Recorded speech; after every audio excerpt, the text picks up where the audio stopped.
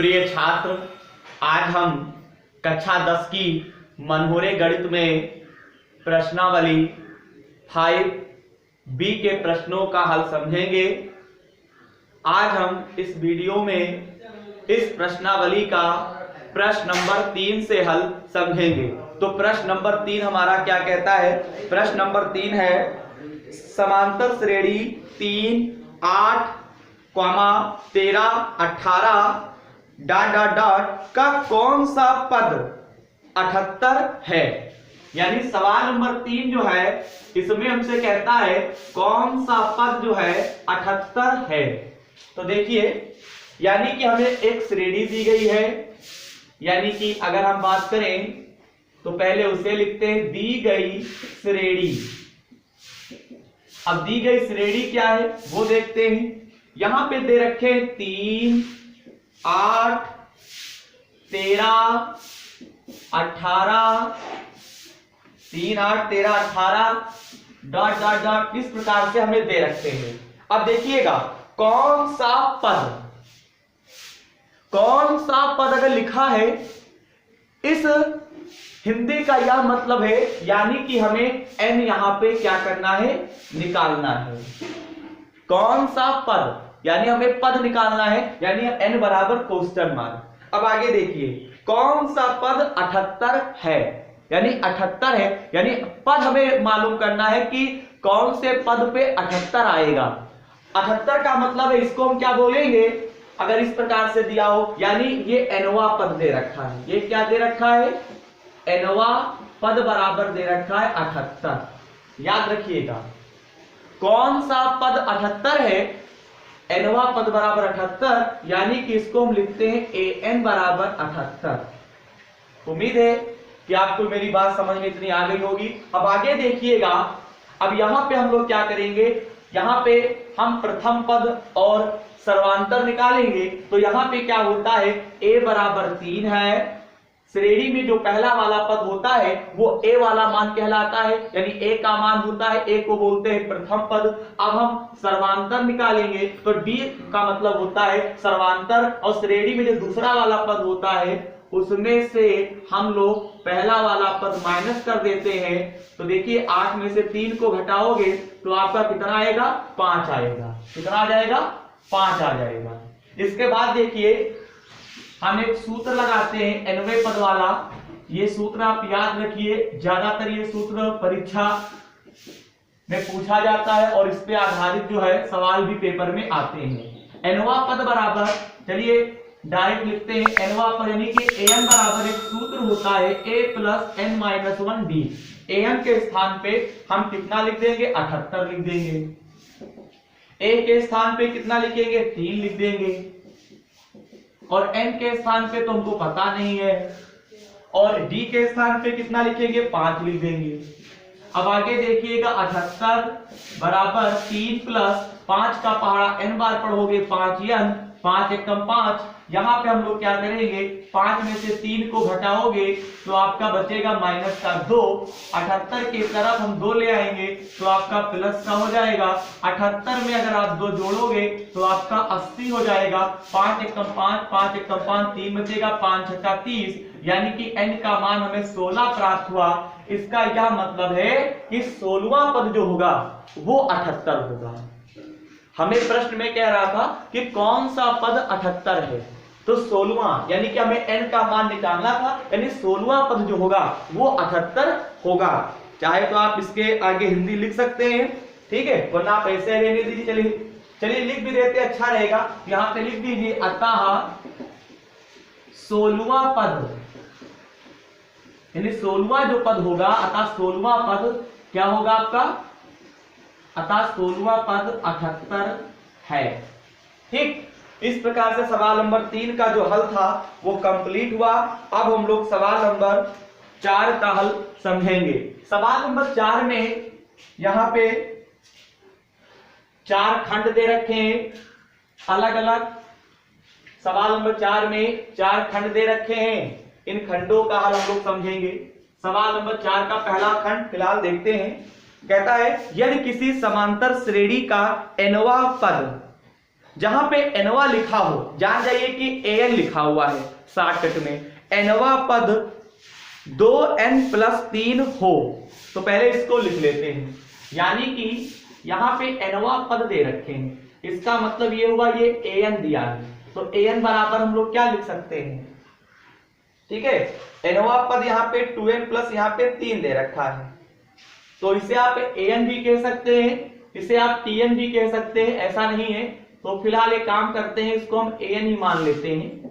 an बराबर हम लिख लेते हैं यहाँ पे 2n प्लस का 3, ये एनवा पर दे रखा था, 2n+3 दे रखा था, ये हमने लिख लिया। लिखने के बाद अब देखिएगा हम क्या करेंगे, यहाँ पे हम यहाँ पे मान रखेंगे, यानी कि n बराबर 1 2 3 डॉट डॉट डॉट रखने पर, यानी जब भी आपको इस प्रकार से मिले तो आप n का मान रखिएगा।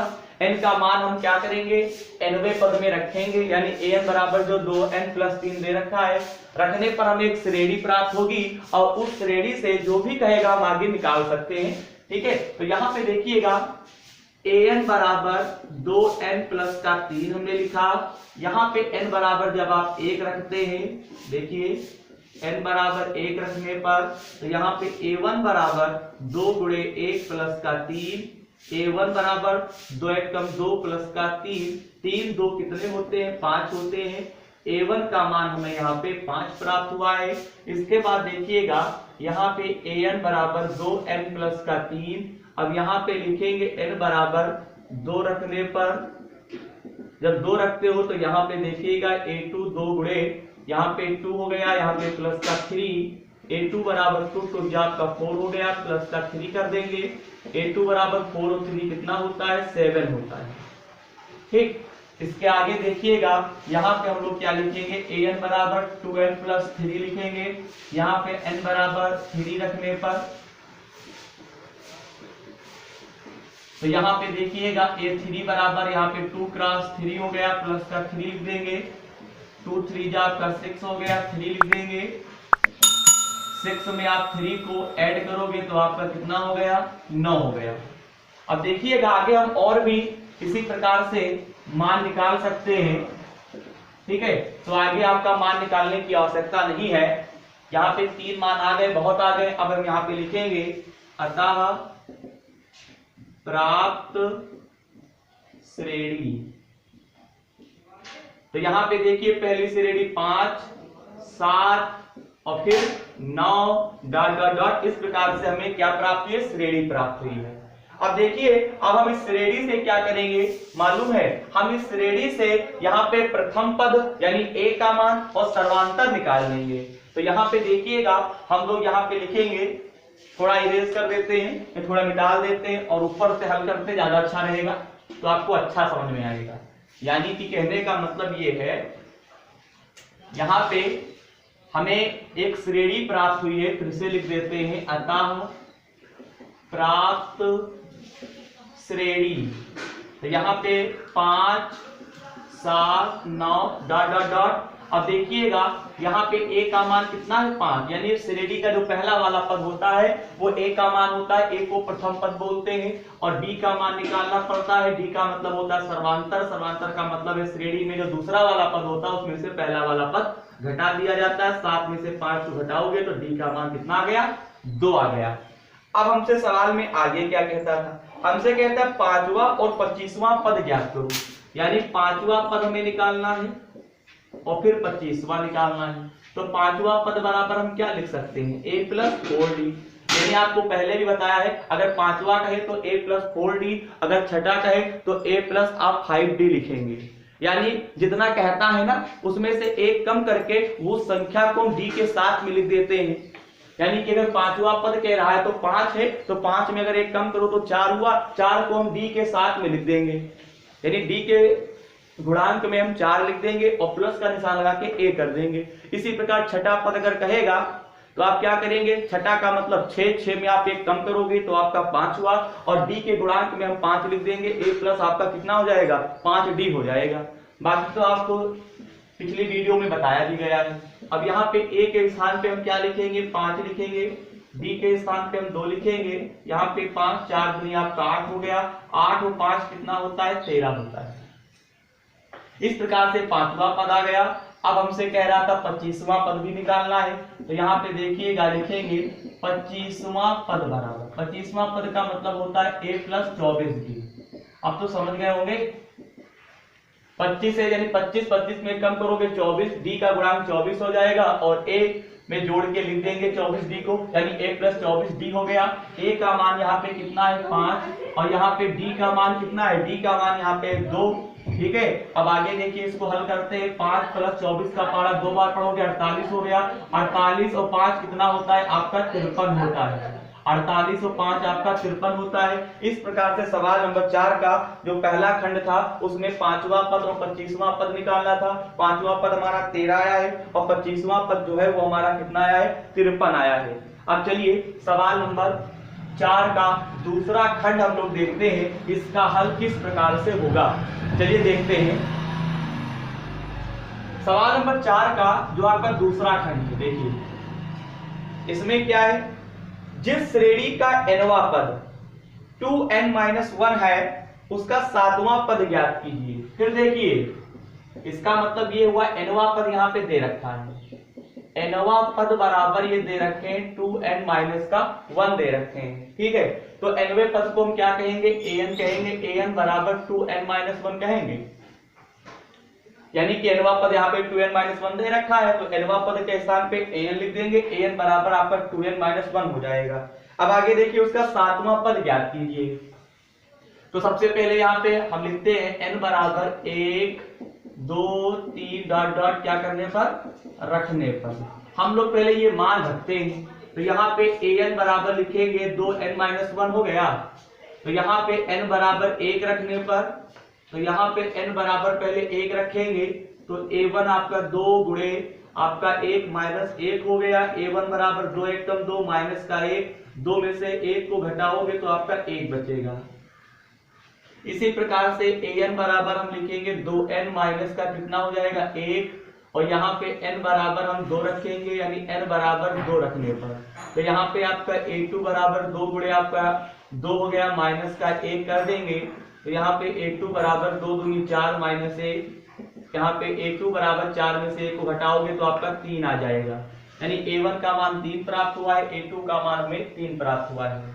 ठीक है, अब हम यहाँ पे क्या करेंगे, फिर से लिखेंगे an बराबर 2n-1 और इस बार हमको कितना रखना है, n बराबर यहाँ पे हमको 3 रखना है, तो यहाँ पे a3 बराबर आ जाएगा 2 गुणे 3 माइनस का 1, a3 बराबर 2 3 6 माइनस 1 और 6 में से 1 को घटाओगे तो आपका कितना बचेगा 5 बचेगा, यानी a3 का जो मान था वो 5 हमें यहाँ पे प्राप्त हुआ है। ठीक है, इतना करने के बाद हमें यहाँ पे एक श्रेणी प्राप्त हुई है, यहाँ पे लिख देते हैं अतः प्राप्त श्रेणी, अतः प्राप्त श्रेणी। तो यहाँ पे देखिएगा अतः प्राप्त श्रेणी क्या होगी, 1 3 5, ये हमें श्रेणी प्राप्त हुई है। अब हम इस श्रेणी से प्रथम पद और सर्वांतर निकालेंगे और आगे का जो क्रियाकलाप होगा वो हम लोग देखेंगे। तो यहाँ पे a बराबर आपका 1 हो गया, श्रेणी का पहला वाला पद a का मान कहलाता है, और यहाँ पे श्रेणी का जो दूसरा वाला पद होता है, दूसरे वाले पद में से जब हम पहले वाले पद को घटाते हैं और हमें जो पद यहाँ पे प्राप्त होता है मान, यानी वो हमारा सर्वांतर कहलाता है। a और d का मान प्राप्त होने के बाद यहाँ पे हमसे सवाल में कहता था 7वां पद ज्ञात करो, क्या करो 7वां पद हमें कहता है, तो 7वां पद ज्ञात करते हैं। तो 7वां पद आपका क्या होता है, a + 6d होता है। ठीक, तो यहाँ पे a के स्थान पे 1 लिखोगे और d के स्थान पे कितना लिखोगे 2 लिखोगे, तो यहाँ पे 6 दूनी आपका कितना होता है 12 होता है, 12 और 1 कितना होता है 13 होता है। इस प्रकार से सवाल नंबर 4 का यहाँ पे जो दूसरा खंड दे रखे थे उसका भी हल कंप्लीट हो गया है। अब हम लोग सवाल नंबर 4 का तीसरा खंड देखेंगे कि इसका हल किस प्रकार से होगा। सवाल नंबर 4 का तीसरा खंड क्या दे रखे हैं, कहता है 10 और 250 के बीच में 4 के कितने गुणज होंगे। यानी बात को समझिए, यानी 10 और 250 के बीच में कितने मतलब कि 4 के गुणज होंगे, यानी 4 के 4 से विभाज्य होने वाली कितनी संख्याएं होंगी। या फिर हम कह सकते हैं 4 के पहाड़े में आने वाली कितनी संख्याएं होंगी, यानी कि 10 और 250 के बीच में यानी कितने गुणज होंगे, और वो गुणज जो है 4 के होंगे। हमें ये पता करना कितने होंगे। अब वो 10 हो सकते हैं, 15 हो सकते हैं, हमें संख्या निकालनी है, यानी हमें n का मान यहाँ पे निकालना है। तो सबसे पहले हम लोग पहले श्रेणी बनाते हैं। यहाँ पे लिखेंगे 10 और 250, 10 और 250 के बीच 4 के 10 और 250 के बीच 4 के गुणज क्रमशः। तो यहाँ पे 10 है तो 4 के पहाड़े में 12 आएगा ना, 4 से यानी 4 12 को विभाज्य करेगा, 12 के बाद 16, 16 के बाद 20, 3 लिख देते हैं। बीच में तो कोई समझ जाएंगे, इतना कहाँ लिख पाएंगे, बहुत ज्यादा हो जाएगा ना, बोर्ड पूरा भर जाएगा। तो फिलहाल काम चलाने के लिए 3 हमने शुरू में लिख लिया है और एक आखिरी में लिख लेते हैं 248। ठीक है, देखिए 12 और 16, 20 और 248 ये 4 से विभाज्य है, यही जब विभाज्य है तो 4 के गुणज हो गए। अब यहाँ पे देखिएगा a का मान 12 दिया हुआ है, d का मतलब होता है श्रेणी का जो यहाँ पे दूसरा वाला पद है उसमें से हम पहले वाले पद को माइनस करेंगे। तो यहाँ पे 16 में से 12 को घटाओगे तो हमें d का मान 4 प्राप्त हुआ, और प्रथम पद कितना प्राप्त हुआ है 12, यानी a का मान 12 प्राप्त हुआ है। लास्ट में 248 है, उसको हम nवा पद बोलते हैं, यानी कहने का मतलब है अंतिम पद यहाँ पे an से लिखो तो an बराबर यहाँ पे 248 हो गया। अब देखिएगा एक फार्मूला होता है, मैंने आपको बताया है, an बराबर a प्लस n-1d। अब यहाँ पे an के स्थान पे 248 लिख दोगे, यहाँ पे कितना लिखोगे 248, a के स्थान पे आप 12 लिखोगे, n-1 और d के स्थान पे 4 लिखोगे, यहाँ पे 248 और यहाँ पे आपका 12 हो जाएगा। 4 का पहाड़ा n बार पढ़ोगे, 4n - 4 1 तो 4 हो गया। यहाँ पे 248, 12 में से 4 को घटाओगे तो 8 बचेगा, और यहाँ पे 4n लिखेंगे। अब आगे देखिएगा, यहाँ पे देखिए 12 में से 4 का तो 8 बचेगा, प्लस का 4n करोगे, 8 को हम 248 तरफ ले आएंगे तो आपका काहे का हो जाएगा, माइनस का हो जाएगा। ठीक है, बराबर में क्या बचेगा 4n बचेगा, 248 में से 8 को माइनस करोगे तो 240 बचेगा, यहाँ पे 4n लिख देंगे। n बराबर आपका 240 और बटे में कितना आ जाएगा, यहाँ पे 4 आ जाएगा, 4 एकम 4, 4 से 24 हो गया। यानी n का मान हमें कितना प्राप्त हुआ है, n का मान हमें यहाँ पे 60 प्राप्त हुआ है, यानी कि हमें n का मान हमें 60 प्राप्त हुआ है, यानी पदों की संख्या 60 होगी। यानी कि 10 और 250 के बीच में 4 के जो गुणक यानी 4 के जो गुणज होंगे वो कितने होंगे, 60 होंगे, यानी पदों की संख्या कितनी होगी, 60 होगी। ठीक है, हमें यहाँ पे गुणज निकालना था, तो यहाँ पे 10 और 250 के बीच में कितने गुणज होंगे, 4 के 60 होंगे, यानी n का मान हमें 60 प्राप्त हुआ है। इस प्रकार से सवाल नंबर 4 का तीसरा हल भी यानी तीसरा खंड जो दे रखा था उसका भी हल कंप्लीट